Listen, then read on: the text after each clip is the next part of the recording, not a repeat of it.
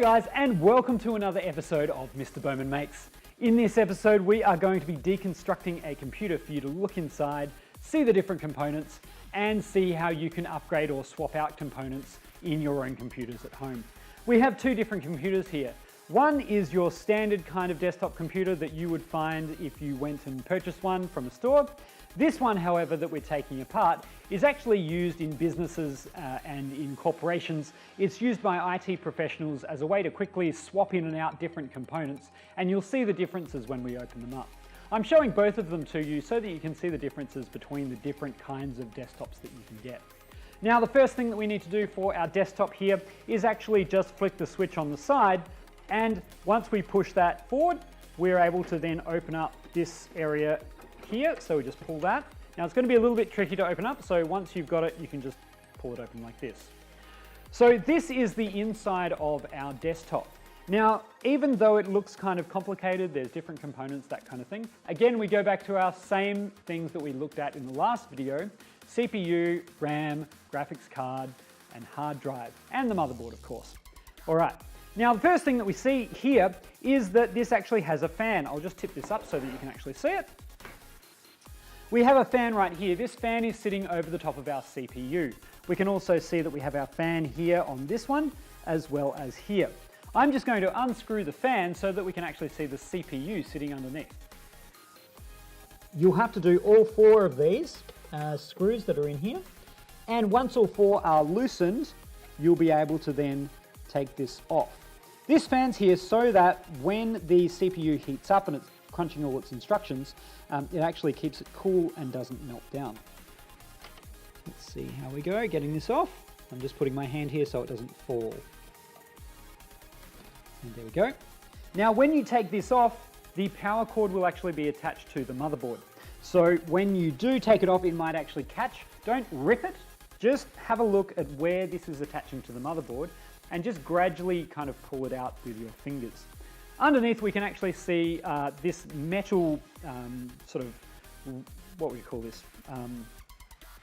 Rods or metal pieces here. These help to take all the heat from the CPU and actually allow it to kind of spread out. It takes all the heat away from the CPU, and then the fan pushes that heat away from the metal struts so that it can cool down the CPU. Inside, we can actually see the CPU right here. This is the CPU. It's got some thermal paste on it. The thermal paste is very important. Otherwise, what will happen is it will actually not stick, or it won't actually make contact with the metal here, and it will just heat up and overheat. So that's why this looks a little bit gunky, but totally fine because it's simply doing what it's doing. Now, in order to actually see the CPU, we have to unhook this little metal bit in here. This metal bit holds the CPU in place. If this isn't attached correctly, then what can happen is that we actually crack or destroy the CPU when we put it in. So it's very important to put this in very carefully and to make sure that metal bracket is in place. We're going to take that out now, and this is going to be a little bit fiddly, so we have to be very careful that we don't actually destroy the CPU in the process. So I'm just going to untip that. And it flicks up, so be careful, it will actually flick up. Once I've done that, I'm going to just pull this off. If you're doing this on the actual desktop, you won't have this issue. And I've taken off the CPU. This is the central processing unit.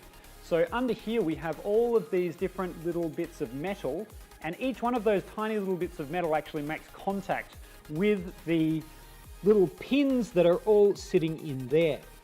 If one of those pins breaks, if you put it in too hard, what can happen is the CPU just won't work, and you actually have to replace the motherboard or replace the CPU. So it can be very fiddly, and I suggest making sure, if you're building your own desktop, sometimes it's actually better to go to a professional who has done these things before, because you could actually break your own CPU. I've done it, and I've had to pay the price for it. All right, we'll put the CPU out here.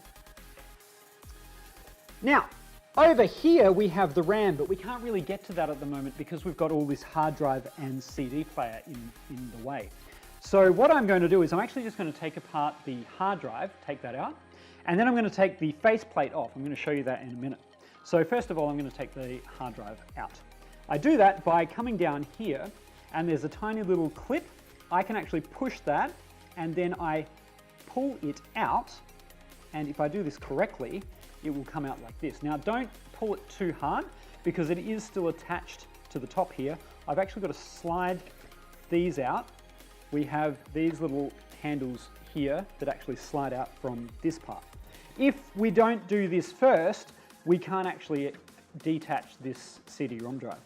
Now here is our hard drive. This is a 500 gigabyte hard drive, and we'll have a look over here to our current computer. This is the hard drive, same exact amount of space, but it's actually almost 4 or 5 times smaller than this hard drive because this is a much older computer. So as things develop, as things get better, they get a lot smaller. Now with the hard drive out, I can now have a look at the CD. But first what I need to do is make sure the faceplate is actually out. I do that by coming over here. We've got these 3 little clips. I take one off individually, and then what I need to do is kind of wriggle it a little bit and potentially slide it. It's a little bit fiddly. It's okay if you kind of give it some force and wriggle it around. And this is the faceplate that we have on our computer. If I now close this a little bit so you can see it, all of these little bits on the front are just simply the parts that we see when we actually put things in the computer. We take it off, and this is what we've got. Now for this particular CD-ROM drive, I'll just put that there, we can put this here. Actually, there's the light. There's the light. I'm going to push this in. So this has to go in away from the case. Once I push that in, I can then pull down and bring out the CD-ROM.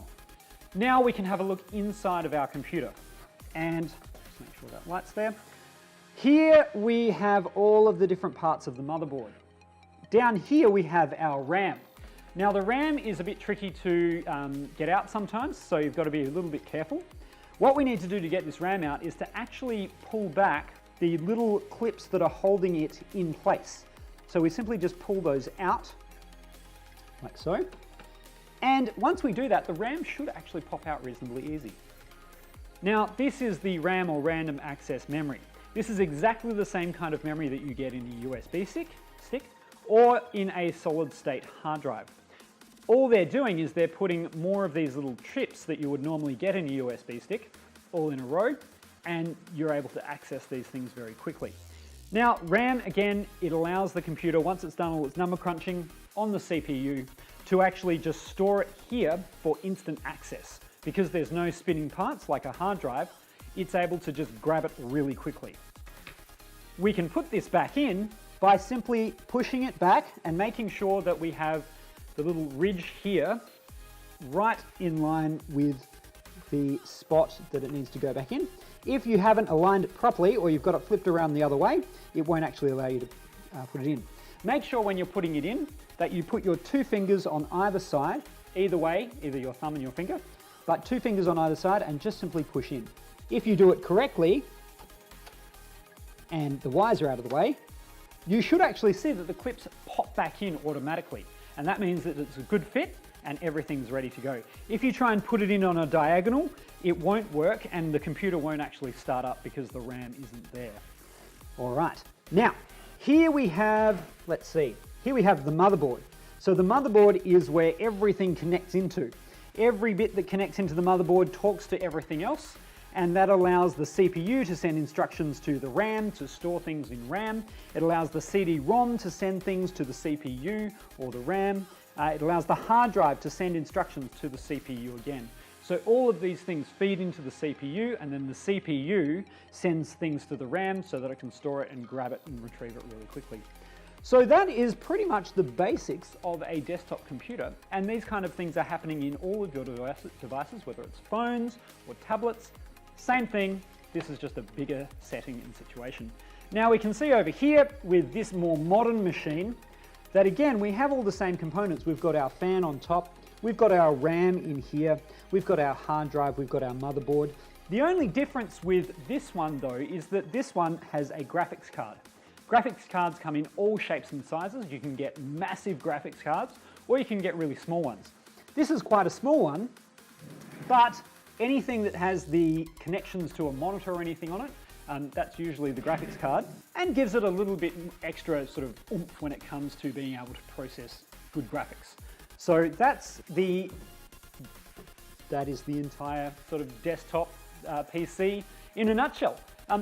Hopefully that was helpful. Again, have some fun taking apart your desktop computer, and then if you really want a challenge, try putting it all back together again, and hopefully nothing breaks. But again, this is all fun. I learned how to build my own desktop computers by watching a lot of YouTube videos, by actually doing a lot of research and experimenting.